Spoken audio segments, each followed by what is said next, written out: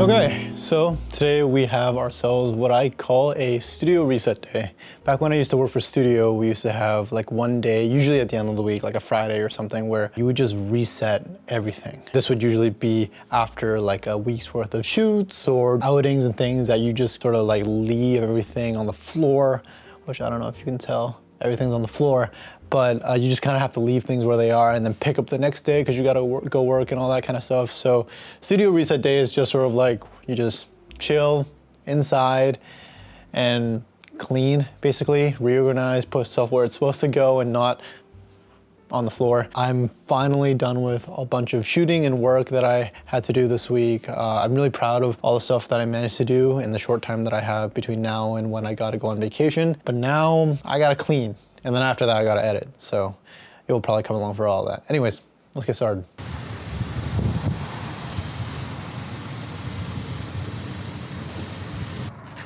Usually when I do studio reset days, I usually go outside and then move inside. That way I can, take all the bags and put them inside. You saw that already. I can generally like clean the truck and then move all the parts that I need back into the truck, and then kind of just, it feels nice that I started outside, it's nice today, and then enjoy the weather a little bit.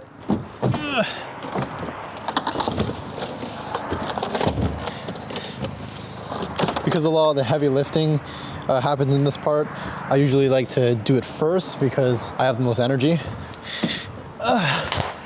Gear can be really, really, really heavy, especially all the lights and stuff like that. Whew.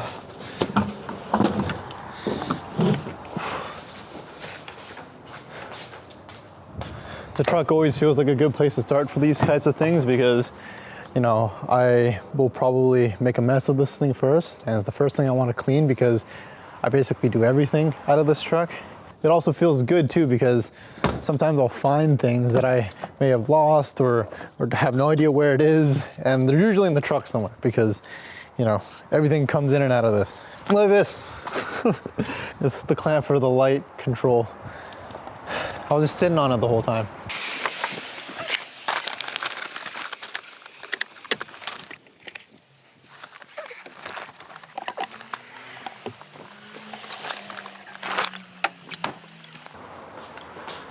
Cleaning the car first is also good because I often find these receipts.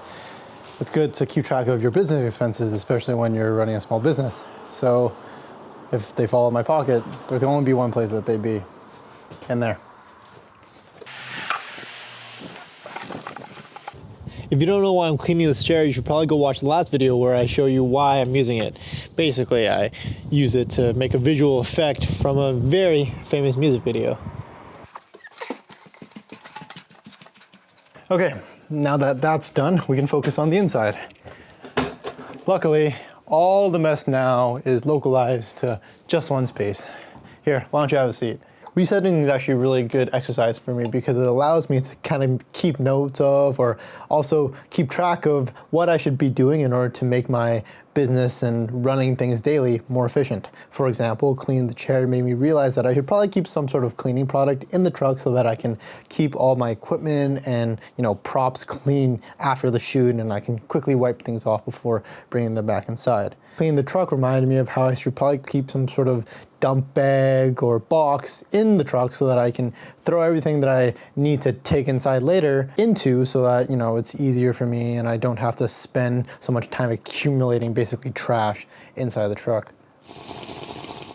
That's delicious. Okay, now into the stuff inside.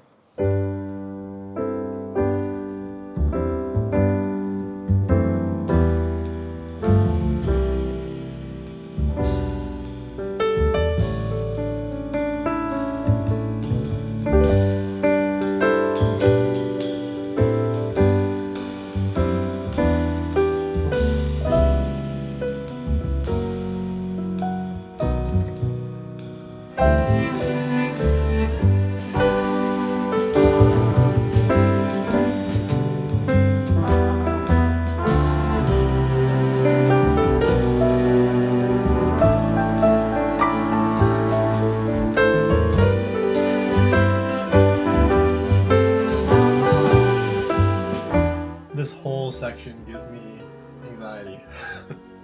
Let's fix that.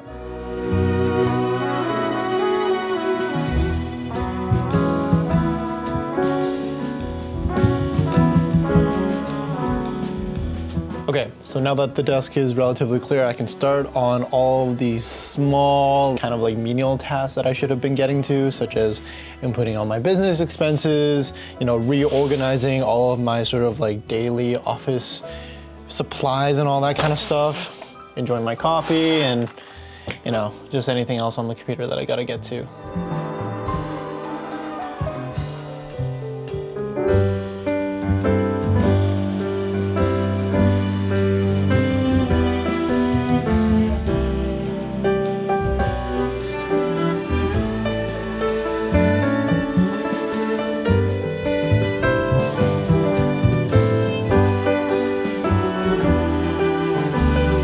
Okay, so all my receipts are in here. The business finances have been updated. We are doing not bad. Even after I purchased the lens and accounted for all the business expenses, I'm still over water somehow. I don't really know how. I thought I was gonna roll all the way down to like net zero, but we're still over water, which is amazing. I have written a bunch of other things that I need to get done, which is amazing because again, like I said, I just feel like cleaning overall gives me the sense of like, oh, here are the things where I need to improve. Not just like camera gig, but also literally just life in general. Like I gotta donate clothes and return some packages and stuff like that. Oh, speaking of packages, by the way, we have some new stuff to unbox. These are gonna be some stuff that's probably gonna be useful for future videos, but I also have some things that I'm cooking up that I wanna share. So the first thing is these guys. They just look like black pieces of rubber, but they actually are a lot more useful and have a bigger impact on my life than I thought. They are tripod feet. I lost a foot on a shoot recently and I didn't realize how much it sucked until it actually happens. Here. So I have two tripods here, just for demonstration. One has all the feet on it and the other one doesn't have all the feet on it. You can see right there, it's missing one. You would think that it's not that big of a deal. Oh, Andrew, I can just level the tripod with the ball head or whatever. But when you place them on the table like this, it's supposed to stand flat, but not only this, the feet protect the actual like articulating bits here. So if this foot wasn't on here, I'll show you the other tripod. So when this foot is on the ground, do you see how it dings up this side and it scratches up the actual thread hole? And over time, what can happen is you get a lot more debris in these sockets here. I didn't realize how much it matters, but especially when you're on like gravel roads or anything like that, you get a lot more, you know, like junk near the parts that actually matter, like these bits that are supposed to come out and all that stuff. Not only this, I can't pull out this bottom mechanism. So it's really important, and like I gotta really fidget to get to this slide action. You can see that it's way more dirty than the other two just because of the distance. So I'm really happy that I got these ones. That would suck too if it didn't fit, right? Can you imagine? And just like that, brand new, level again. It's so satisfying. Ready? Nice. Walk away from it, you know? Just like, look at that. All right, here we go, ready? Before, after, boom. And the best part about these things is that they're kind of universal. There's really only one way to make tripod feet, so I have two extra ones in case I ever have one go missing from the other two legs, which is great. I don't have to replace them all the time. So, yay. Thank you, non-proprietary technology. God. And the last thing I want to share is these guys. This is clear fishing line. You can use fishing line in order to suspend things from the ceiling or just high up and then kind of have it dangle. And that way you can kind of get like this nice like floaty levitating effect. It's also good when you use it on green screen and you can key out something better rather than have like something clamped to the object and then have to roto your hand out. But with fishing line, you can kind of just dangle it. It's clear, it's not meant to be seen, and you can very easily either magic wire it out, mask it out, or just leave it there. And depending on how you let your scene, it shouldn't show up. So I'm really excited about this because this is something that I really want to try. It's super cheap too. It's like only like $8 per roll. I bought 3 rolls because it would get here faster, but you know, this is gonna last me a long time. I've already got some ideas, but hopefully we put it to good use.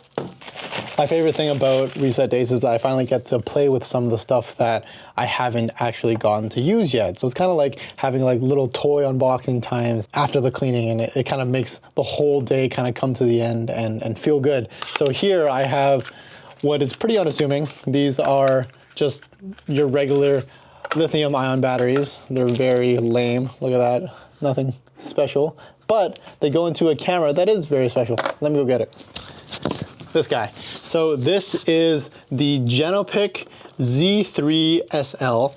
This is I wouldn't say no-name brand camera, but it's just one of those like compact cameras that everyone was making in the late 90s, early 2000s. These types of cameras were everywhere. I'm sure you've seen them on, you know, your favorite ravers IG or favorite club girlies IG, but they're just your average digital compact camera. They take like those nice aesthetic early 2000s photos with like the timestamp on the bottom, and it's clearly this type of look, but other than that, they're not that special. However, what they do really well is capture feelings. I've seen a lot of people online use them recently in their B-roll and stuff like that. I've been using camcorder footage for a long time, as you know. These cameras are easy. They're very accessible. They slide into your pocket really easy, easier than your phone, and they get that aesthetic that really no other camera can replicate. It's somewhere between film and digital. It exists in this sort of like data mosh kind of land. There's really no escaping it, because I think for my generation especially, it's something that we look back to and we really want to reminisce on and remember. I feel like as a 2000s kid, I didn't get to enjoy the technology of the 2000s too much, whereas people in the millennial generation probably did a lot more and probably want to get away from. It reminds me of a lot of good things from my childhood.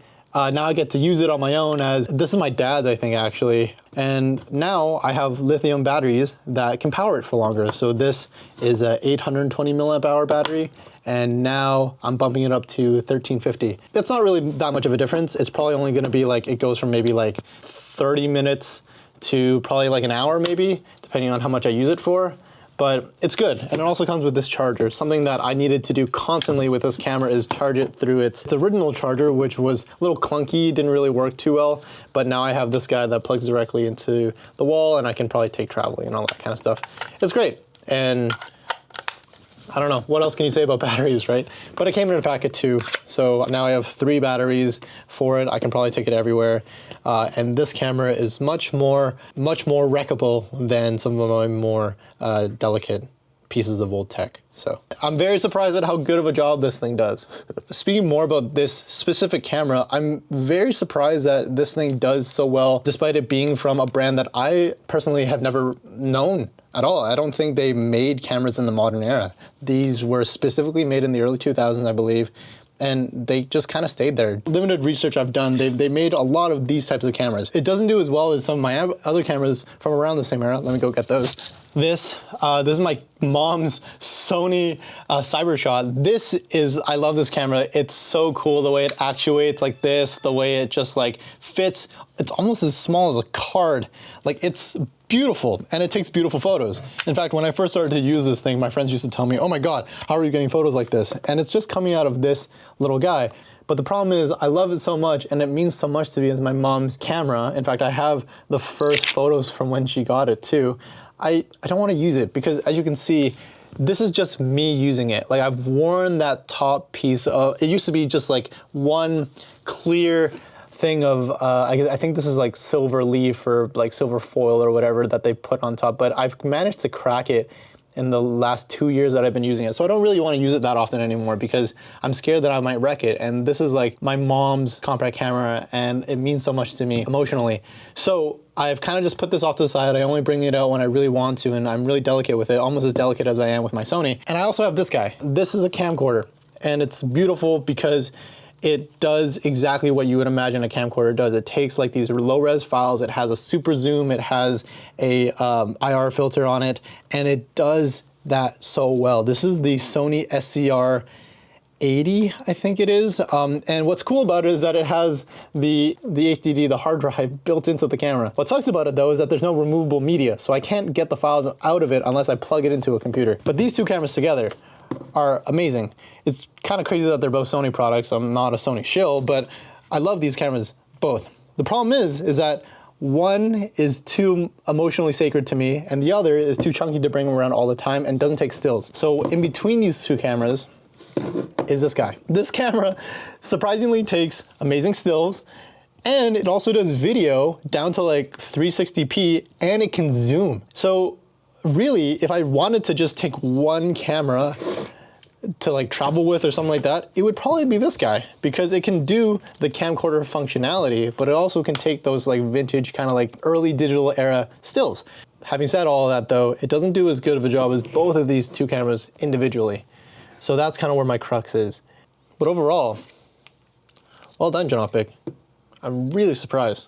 I always leave these studio reset days feeling quite satisfied and left with a lot of perspective. I end up cleaning a lot of the loose ends left by projects I finished recently. It's satisfying and also gratifying to see where all the time has gone. In fact, here I am cleaning up the balloon bits from the drafting video I put out like a month ago. All right, so everything is basically clean now. All the surfaces are nice and pristine, and I can see the flat surfaces of everything. Look, like this one is actually clean. Thank goodness. Like all this nice wood I can finally see, which is amazing. This one over here, nice. All the batteries are put away and everything. It just feels so nice to actually see the wood and actually all the, you know, all of the nice blank empty space that I can finally see and use again after having it being cluttered. Everything over here, oh man, this tabletop is so like, well done. I get really mad at myself, clearly, when my space isn't clean and nice, but I also have to forgive myself because, you know, workspaces are just that. They're supposed to be worked on, and part of working is cleaning up after yourself in the end, so thank goodness. Now that everything is clean, I can start preparing for Japan, which is going to be the next kind of series of vlogs that you will probably see on the channel. I have a lot of stuff that I want to do for that, and you'll probably see all that very soon. But yeah, Studio Reset Day. We have officially hit reset. Thank you so much for watching. If you want to support the channel, please like and subscribe, and there's a coffee link down below if you want to support the channel even further. Also, comment down below if you have any tips for keeping your spaces clean. I don't want to have to block out entire days to get everything reset, even though it is quite therapeutic in some ways, but if you have any like small things that you could recommend, I would love to hear them in the comments down below. Peace.